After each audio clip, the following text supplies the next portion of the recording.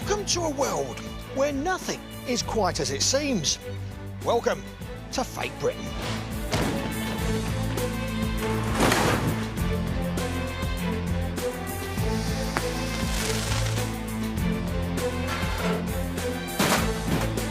Get out! Get out on the floor now! Don't put your hands behind your back now! Here at the Fake Britain house, we'll reveal the fakes that are flooding the market, conning people like you and me and making money for the criminals.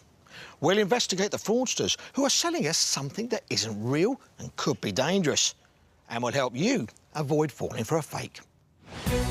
Today on Fake Britain, fake fire-resistant glass installed in British buildings.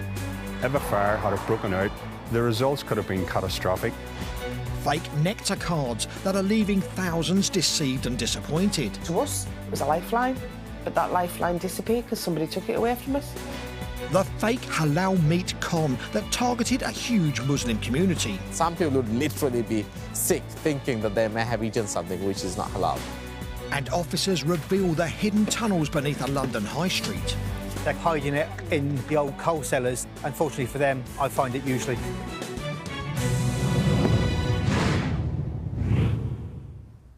The devastation caused by fire has never been so much in people's minds, so the need to be reassured about a building's fire safety is more important than ever. Fire-resistant glass is used in thousands of places like hospitals, schools and offices. It's designed to save lives by holding back the flames. If your life depended on this, however, you'd be in trouble. It's fake. It won't stop a fire, and it was discovered in many buildings across the country.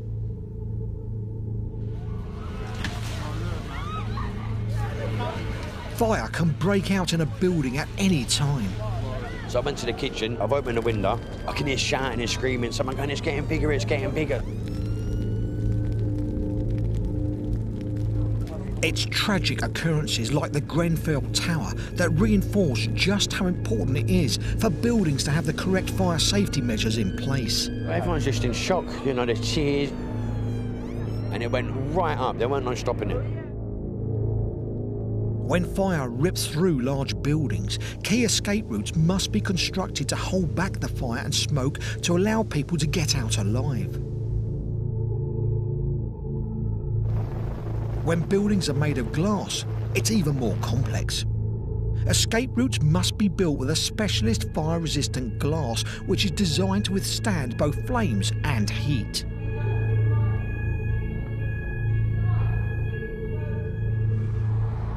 Jim Flynn at the London Fire Brigade knows just how important this product is. When you've got a normal pane of glass that is subjected to a fire and the heat, that would generally fracture and fail. So the fire safety glass prevents that from happening, as a solid wall and a door would do. But what would the consequences be if it was fake? Sadly, it's a question Detective Sergeant Colin Gray from the Police Service of Northern Ireland was forced to answer.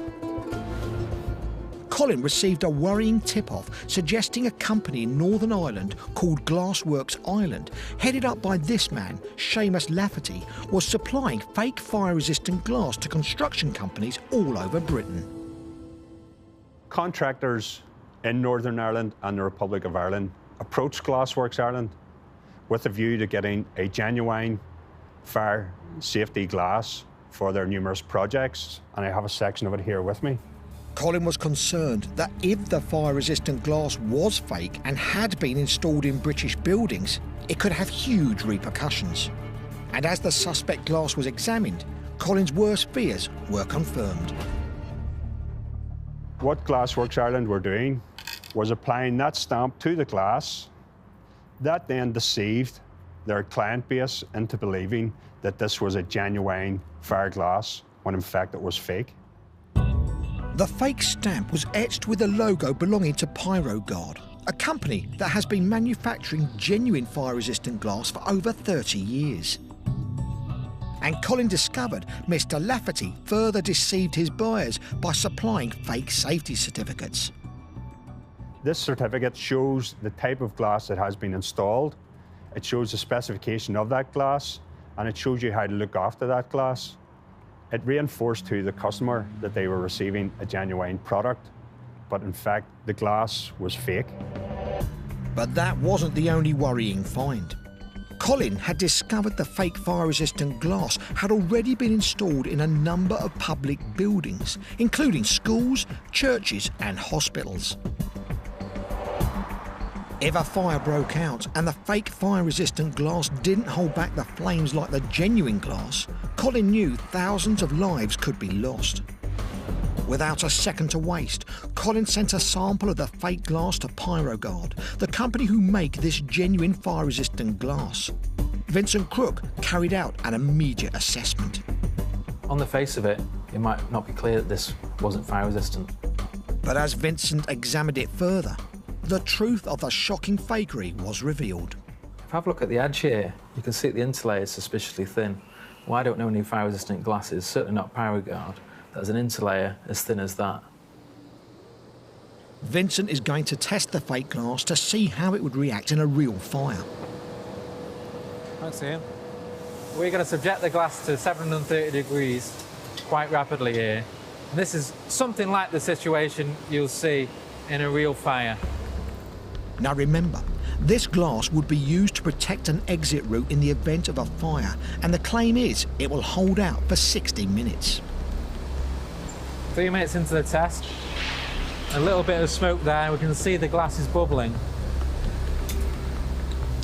The interlayer now is starting to boil in between the two layers of glass. In less than 6 minutes, the fake fire-resistant glass is literally in pieces. Well, these fakes are very dangerous. The glass is put there by building regulations. It's stipulated that you should have 60-minute fire resistance for a reason, so people can escape a building in a fire situation, so that the glass can hold the fire back and allow people to escape. This glass isn't holding fire back at all. It's not allowing people to escape in time, therefore endangering people's lives. Both Vincent and Colin now knew they were dealing with some serious fakery that could have grave consequences. This glass is fake. It is not fire glass. It would decompose very quickly and is very likely to catch fire. When that goes on fire, it gives off the toxic fumes. We had a lot of smoke to the environment. It would make the situation worse than the initial fire in the first place. In effect, creating a death trap. There's been a lot of lives put at risk here unnecessarily. As Jim from the London Fire Brigade casts his eye over the test footage, he's disturbed by the potential loss of life this fake fire-resistant glass could have caused. To go down a corridor with this glass fitted would be a risk to their lives, to be honest, after it's caught fire after 6 minutes. That is extremely shocking. Hypothetically, if we'd had a fire within one of these, for example, a boarding school where you've got people that are sleeping and this fire safety glass, the fake stuff was fitted in the escape routes and a fire did occur, I'd be extremely concerned for the people making their escape past it. It doesn't even bear thinking about. Mr. Lafferty intentionally put thousands of people's lives at risk in order to line his pockets. The fake fire-resistant glass was actually standard laminate glass, which Mr. Lafferty was buying for around £12 a square metre. He sold it as fire-resistant glass for up to £240 a square metre, which earned him around £145,000. And the sheer scale of the fake glass Colin discovered is equally as shocking.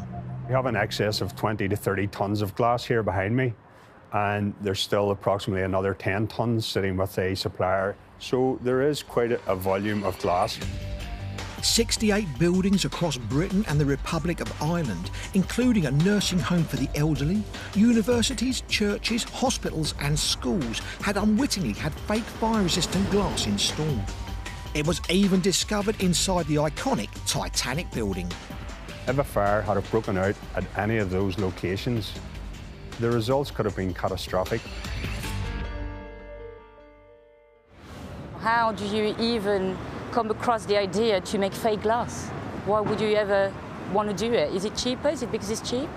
Is that the reason why? What's shocking is that people are prepared to do this, and to make money out of people's misery. Are those people just not thinking about the consequences of what they do? It's just really terrible, absolutely terrible. To lose lives and potentially lose the injuries and possible life, of course, it's awful. Colin and the team carried out a long and complex investigation to track down all the fake fire-resistant glass that had been installed. It cost over £500,000 to replace all the glass, but every single one of the buildings that had the fake glass installed has now had it replaced, and they are all completely safe. Today, Colin is hoping the courts will serve Mr Lafferty a fitting sentence, and he's not disappointed. The court here today imposed a sentence of 2 years. 12 months of that is served in custody and 12 months on licence. Mr Lafferty pleaded guilty to 16 counts of fraud and will have plenty of time to reflect on his actions whilst behind bars. One cannot underestimate the potential loss of life here should something have happened at any of these locations. Our priority in this investigation was keeping people safe. I am satisfied with the penalty imposed by this court here today.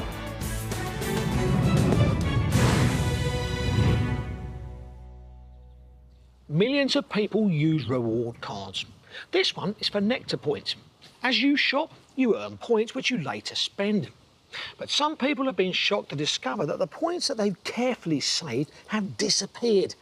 That's because the cards are being faked and the points are being spent and sold by criminals. And for one woman, it was very bad news.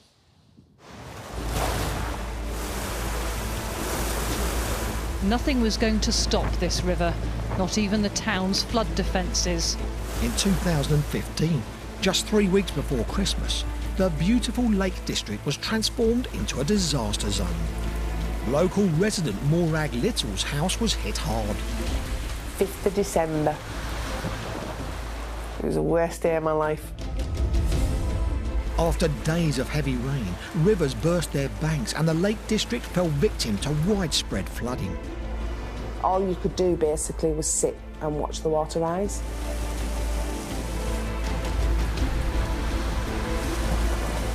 It's destroying. It's not nice to watch, but you can't do anything about it.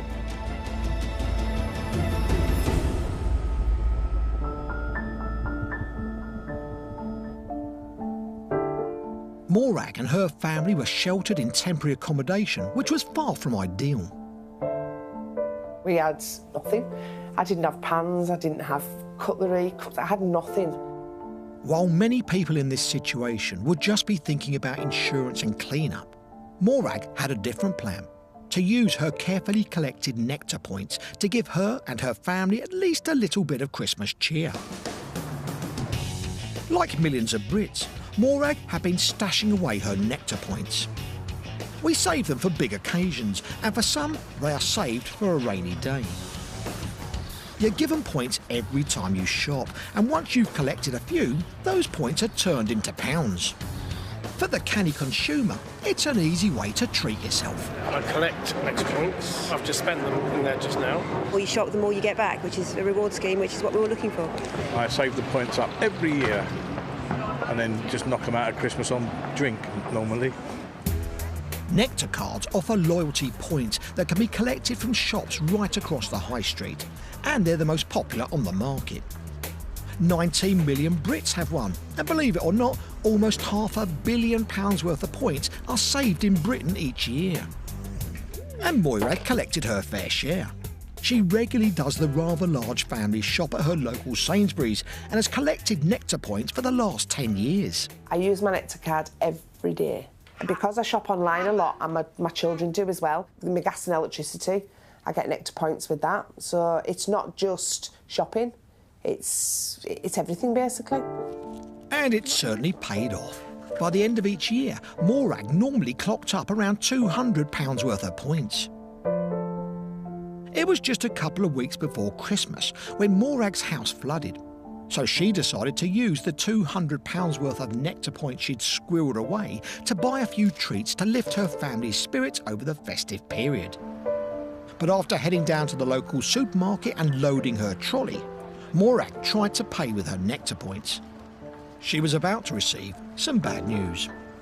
I'd got my stuff, went to the cash till, and the woman said, "Oh, you've got zero balance." And I said, "What?" And I said, "Are you sure?" And I'm thinking, "No, that can't be right." And you know, when the lady gave us the card back, and I'm looking at it thinking, is it my card? And I said, I'm sure I've got 200 and something pounds. And she said no, and she showed me, and I couldn't believe what I was seeing. I was absolutely devastated. Little did Morag know, her nectar points have been stolen. And this is how it works. Hackers are gaining access to people like Morag's online nectar card accounts. They are then able to steal their points and transfer them onto a fake nectar card using a basic card reader. The fraudster can then spend or sell the hard-earned points. It's sophisticated cyber fakery, and as Morag found out, we have no idea it's happened until it's too late. They did say to me they'd been used in Argos down in London. And I said, well, that's impossible, because I'd never been to London. Someone had created a fake nectar card using Morag's points and gone out on a bit of a spending spree at her expense. But the cost to her family was that the Christmas they so desperately needed had suffered another major setback. To us, it was a lifeline, but that lifeline disappeared because somebody took it away from us. But Morag is not alone. As she took to the web for an explanation for her disappearing points, she was in for a bit of a shock. I was far from being the first person to be on it, but some of the stories, it was unreal. I mean, people had lost so much money, and it just seemed to be the same story over and over and over again. Elad Ben-Meir from internet security firm Cyber Int has seen a growing trend in fake nectar cards, which sadly is now big business. And we found out it all takes place on something you may or may not have heard of, called the dark web. It's just like the normal internet, but it's not traceable. So people, criminals mostly, would communicate on the dark web on various forums without leaving a trace behind them. The dark web can be accessed through any computer, but be warned, it's where a lot of illegal activity takes place. The dark web includes a variety of things, usually bad things, all the way from stolen credit cards, stolen credentials, to stuff that's really kind of bad, like child pornography and weapon selling. To shed some light on fake nectar cards, Elad and his colleague are searching through some forums on the dark web used by criminals. They're on the hunt for any traces of fake cards. So finding these, it's pretty easy. And almost immediately, he finds something of interest. We can see nectar accounts being sold. There was a range there of between 50 to 55 pounds in those accounts. Cybercriminals then get a hold of these lists, which can include tens of thousands to even millions. But the details of hijacked nectar card accounts, which can be transferred onto a fake card ready for spending, aren't the only things criminals are selling. As Elad searches deeper into the depths of the dark web, he discovers criminals are selling fake cards preloaded with points from stolen accounts. For example, this is a nectar card with a balance of £25, which is being sold on this specific marketplace. Because this fakery takes place through the dark web, it's almost impossible to catch the criminals responsible. And it's estimated thousands of Brits have already been duped. We spoke to Nectar, who told us they are aware that some customers' points have been stolen this way and that they update their systems on an ongoing basis to avoid this happening. They also stated they will always reimburse any affected customer. For Morag, Nectar refunded her stolen points within 48 hours and her Christmas came together in the end. But for millions of you British shoppers out there using Nectar cards, you've been warned. Check your points in case you've fallen foul of the fakers.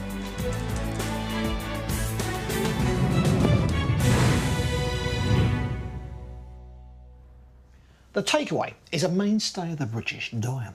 Unbelievably, we now order 22 million of them every week, and as a nation, we embrace all kinds of different styles and tastes. I ordered a Caribbean goat curry, and hopefully that's what arrived, because the fakers are taking a big bite out of this business. We should always get exactly what we order, but what you get on your plate isn't always what you see on the menu.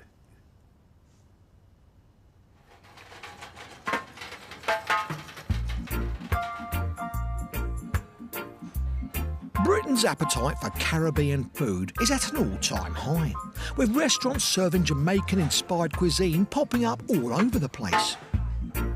At his North London restaurant, chef Shane Gordon has never been busier. You just feel the Caribbean. Once you step through the door, you feel the Caribbean by the atmosphere around you. You know, so you just know this is a place to be.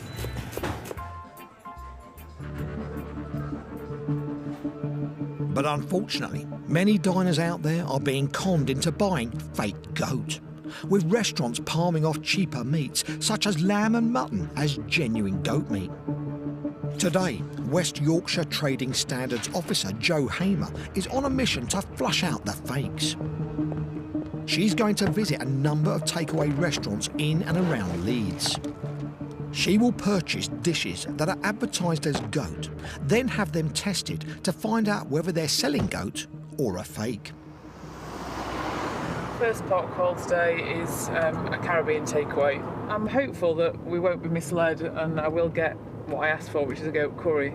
But following results that we've had previously, unfortunately, there's a likelihood that it isn't actually going to be goat, but it'll be something else instead. The takeaways on today's hit list have been chosen at random and have no idea Jo is on her way. OK, we're just coming up to the premises now, so as long as it's open for business, I'll go in and do a test purchase. To avoid arousing suspicion, Jo will pose as a customer and won't reveal her true identity until the food's in the bag. Fingers crossed she doesn't get rumbled.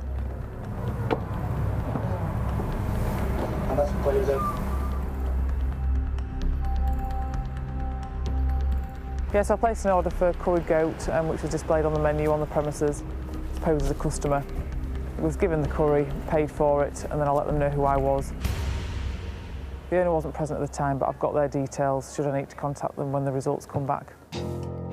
With one sample of potentially fake goat meat bagged and tagged, it's swiftly on to the next. A total of 6 samples were collected. Now it's over to the lab to find out if any are fake. Public analyst Duncan Campbell has dedicated years to fighting food fraud and wastes no time putting the dubious dinners through their paces. So the curries come in, they're generally meat in a sauce. So what we would do is take the meat out of the sauce and we extract the DNA from the meat. And after checking the meat inside the 6 curries sold as genuine goat against other farmyard animals, the results are in. There is no goat DNA, no pig DNA, no horse DNA, no cow DNA. The only meat DNA we're finding in the sample is from sheep. So, one of the goat curries actually contains no goat at all. But there's more worrying news. As the team tests the other 5 samples, they discover they all have one thing in common. All of them have turned out to be sheep. 6 out of 6 are fake. Every single one sold as a goat curry contained either lamb or mutton. An astonishing discovery that's difficult to digest.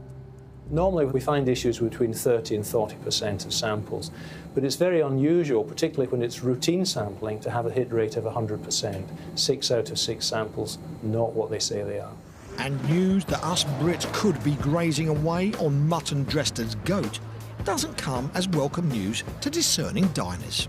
I'm really shocked that it's as high as that. Being told that you're eating goat and it's not goat, that's ridiculous. That's a bit scary, actually. That angers me a lot because that's just false advertising. It's as simple as really you should get what you pay for. Especially if it's 100%, you know, you would expect at least a couple to be fair in their trading. Having it served up, not many people are going to be able to distinguish whether it's actually goat meat. So it's kind of, they're doing it knowing that they're going to get away with it. If I'm paying to get goat, essentially I want goat meat. I don't want anything, I don't want a cheap substitute, I don't want anything else. I'm pretty much the same as most British people. We go and complain, we just pay, eat and go and then moan about it all the way home. Chef Shane Gordon, who prepares genuine goat curries in his North London Caribbean restaurant, is far from impressed. You must sell what you advertise. They're making more money because they're buying the cheap meat and selling it for goat to make more money. You can't be fake, or it's like you're cheating people then. You know? So it's wrong. It's definitely wrong. You cannot do that to people. To ensure he's serving genuine goat meat to his customers, Shane only buys his meat from a butcher's he trusts. This is my butcher's, and that's where proper original goat, We don't use lamb or mutton for goat, we use goat. This is a whole goat. If it was a whole sheep, it would be shorter.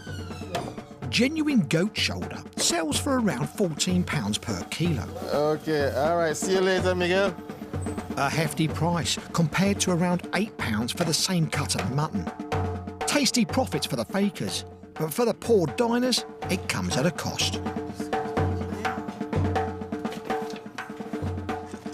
The goats have more flavour to it, and the meat are more, tender, and, I just know that the goat is just way, way better than lamb. It makes me,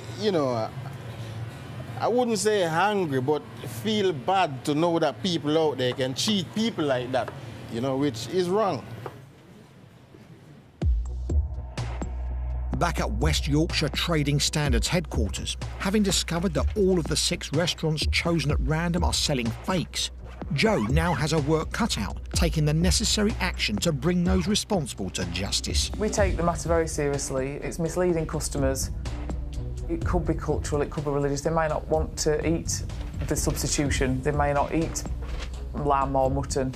So it's very important that customers get what they think they're getting.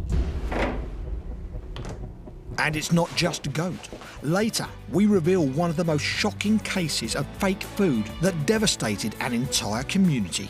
The thought that they may have caused, tens and hundreds of others to eat something they should not have. For some people, it's going to be life-changing.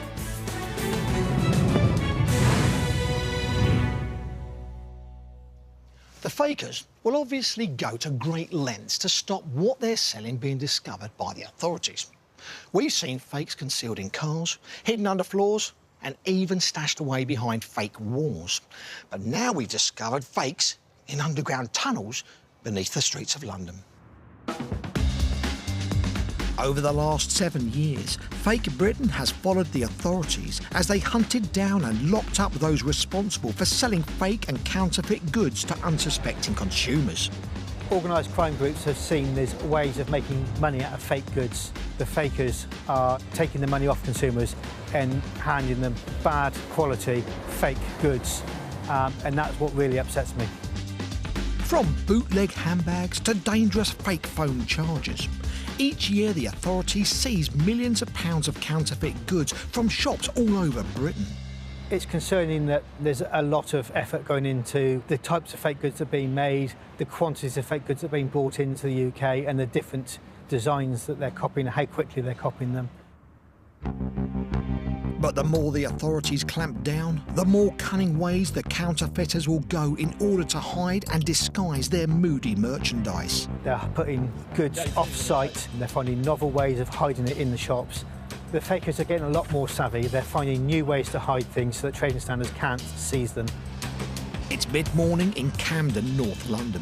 Today, officers from Trading Standards and the Anti-Counterfeiting Group are preparing to raid a series of high street shops they believe are selling fake watches, clothing and electricals. At the helm is Trading Standards' Dave Hunt. Right, good morning. Thank you all for coming out. It's day 1 of a 2-day operation in the area. We'll go into the shop initially, identify ourselves, tell them what's going on, and then invite you in, and we'll go from there.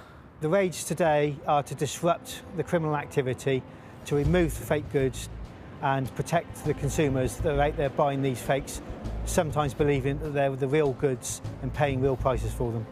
Dave has a tip-off that the shops they're targeting may be taking some extreme measures to disguise their dodgy dealings. One of the shops, we've tried to get into the basement before. We believe there's fake goods, but we don't know what else is in there. So today, we want to get into that area and find out what's in it. Everybody please keep their eyes open.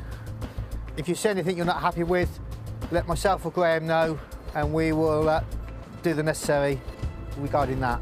Let's hope we have a good day. The suspect shops are all located in this area. It's a hotspot for tourists, so Dave wants to make sure they're not flying home with suitcases full of fakes. Once the team are in the first shop on today's hit list, they don't have to look far to locate potential fakes. Starting with watches. So these are what's a Rolex, another Rolex. As the suspected fakes are bagged and tagged, Dave heads straight for the entrance to the shop's basement. The last time Dave visited, the inner door was locked, and he suspects the shopkeeper may be using the basement to hide more counterfeit gear. Where's the keys? The shopkeeper comes back with a key.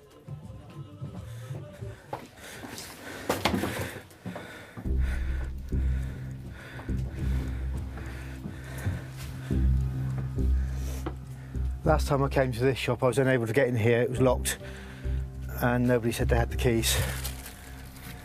And Dave is certainly not disappointed. The basement is stacked full of what appears to be fake clothing, footwear and sportswear. Much more extensive than they found on the shop floor. Clothes and rucksacks, Tommy Hilfiger bags, these are all fake.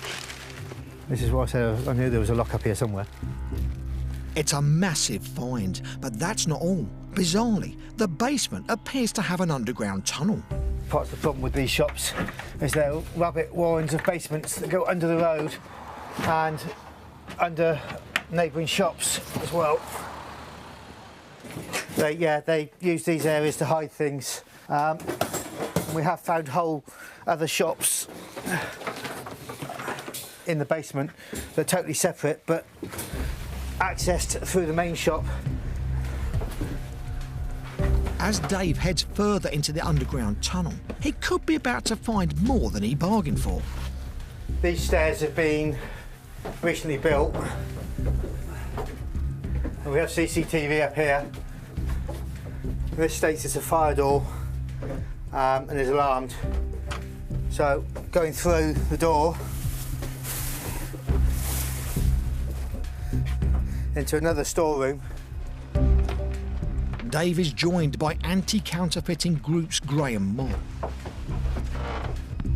They're going to make a surprising discovery.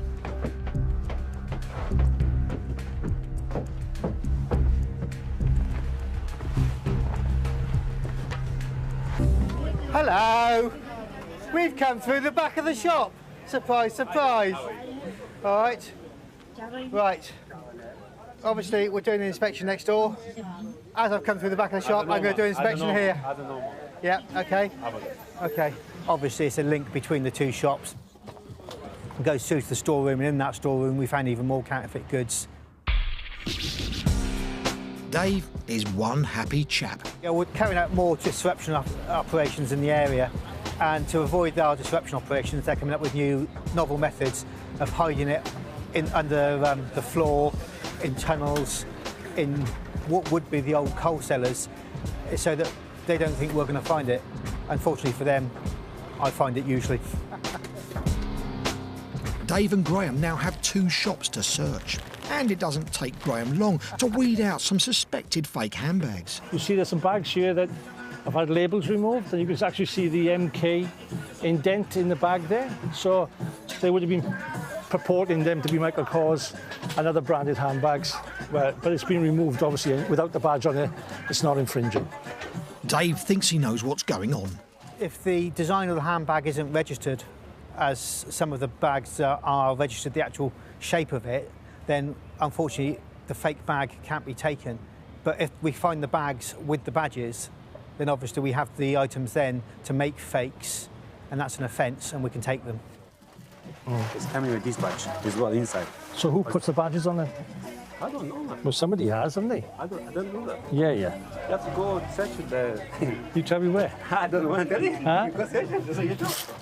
Graham knows to expose fakery, they need to locate the branded badges. And there's good news. One of the reps has found one of the Michael Kors badges, as we saw earlier with the bag, the holes in the bag. This would clip on the bag and quite easily be fitted. and then turns the bag into a fake item. The handbags are seized, but Dave suspects there may be other ways that the customers may be confused about what they're actually buying. He has a hunch genuine goods are mixed up with the fakes to make it difficult for customers to know what might be real and what might be fake. So these items are legal, but they are mixing it with items that are fake, so it's hard for the public to actually know what they're buying, what is real and what's not. They may fool the buyers, but they can't fool trading standards, as it's turning into a busy afternoon seizing the suspected fake stuff, along with the usual array of fake fodder, such as Beats headphones, clothing, footwear and watches. There are some nasty-looking electricals. The worst worrying thing so far is the laptop chargers and the electrical items, because they're unsafe. They could cause fires, so the risk to human injury is quite high. All the goods are bagged and tagged and will be transported back to Camden Trading Standards HQ for further examination. We've seized a significant amount of counterfeit goods, including goods that are unsafe. We're moving them out of the marketplace. With counterfeit goods in excess of £10,000 seized, as well as lifting the lid on the underground tunnels, it's been a successful day at the office for Dave and the team. This was a very good day. We've had a successful operation. We're going to keep an eye on these traders. We will be contacting the landlords to make them aware of what is going on in their premises.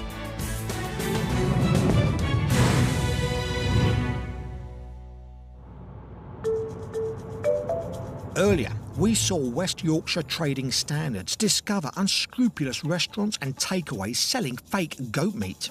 Got the curry. They're passing off cheaper meats, mutton and lamb, as genuine goat. 6 out of 6 samples, not what they say they are.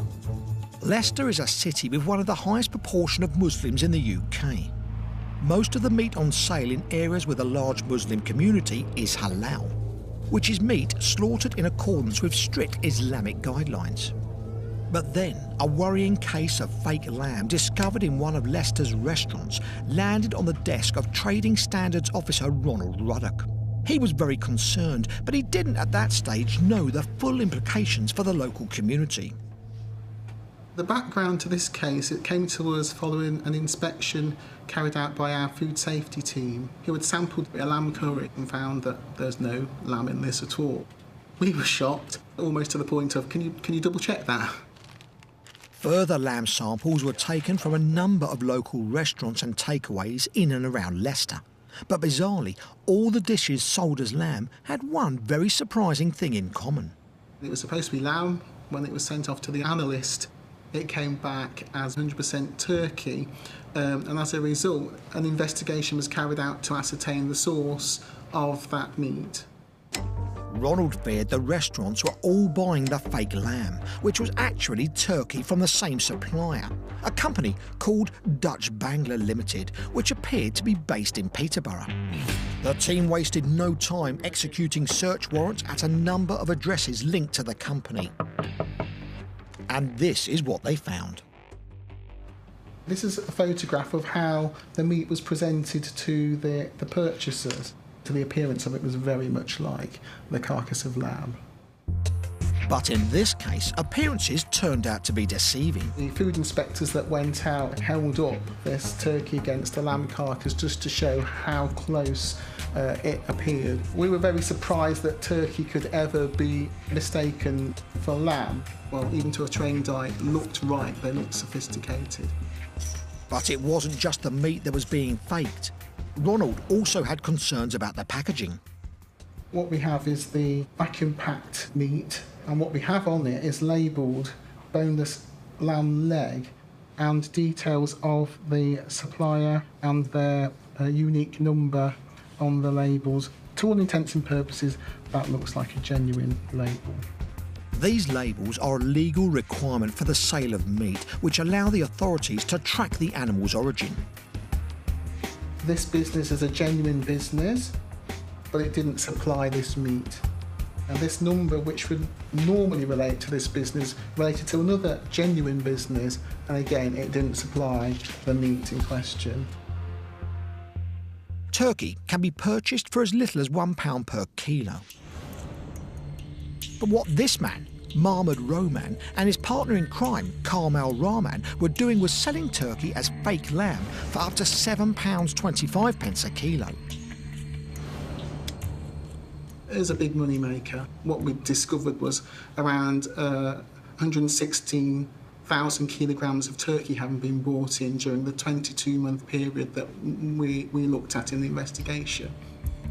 That's enough meat to make around 64,000 curries. Trading Standards had just uncovered one of the biggest cases of fake food the team had ever seen. Over the 22-month period that we investigated, we think they've made anything between £380,000 and £700,000. But there was a more sinister side to this fakery. The fake lamb was being sold exclusively to Leicester's Muslim community, and buyers were issued with a certificate claiming it was halal meat. But Ronald was about to find evidence to suggest otherwise. The certificate that was being produced was a fake. Without this certificate, they would struggle to sell the meat. This meant Leicester's Muslim community had been unwittingly eating non-halal meat, and the impact was huge. Talha Ahmed is the treasurer of the Muslim Council of Britain and knows just how much this fake halal meat affected the people of Leicester. From a religious point of view, it is a crime to eat something which is not permissible. Some people would simply be disgusted even to think that they may have eaten something which is not halal. And some people would literally fall sick.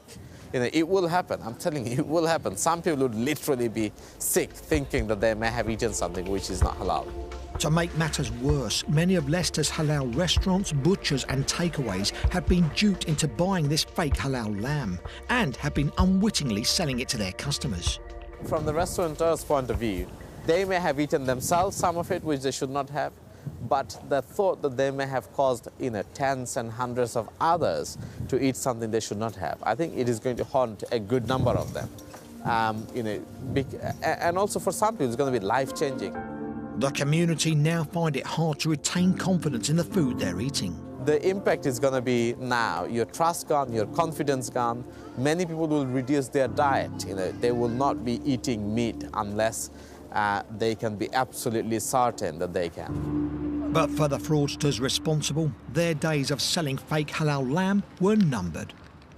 After a 5-week trial, the two men behind the fakery, Mahmoud Roman and Karmel Rahman, were both sentenced to 5 years in prison for conspiracy to commit fraud. It is a good outcome, and it does reflect not only the fraud, but the impact that fraud had on the community.